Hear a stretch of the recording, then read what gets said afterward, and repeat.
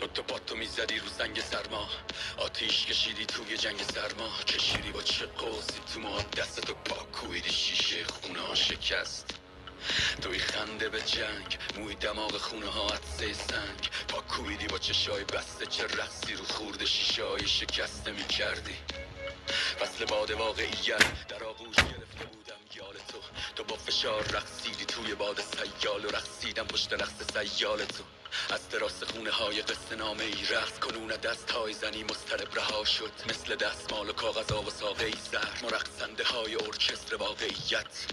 رقص می شدیم و رقص می شدی تو چادر سیاه شب غرق می شدی، با موج خروشان تیرگی مقابل من آروم می افتادی توی ساحل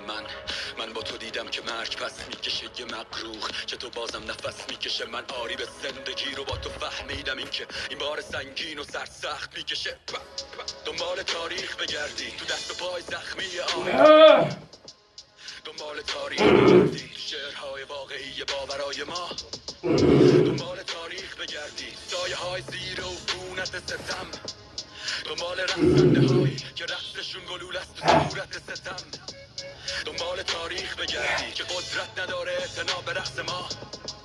دنبال تاریخ بگردی صحنه های وهم خواب پا برهنه ها، و تو از هر شهر و هر صدا که میای به سمت زندگی واقعی، یعنی مبارزه میون خورشید و وهم سایه ها. دنبال تاریخ بگرد، رقصیدیم تو این جهان تنگ بنا شده، این ارواح مقروق مردگان رها شده، با گوشه چشم نگامون میکردن آجارا تو استخون بی جون خونه های فقر.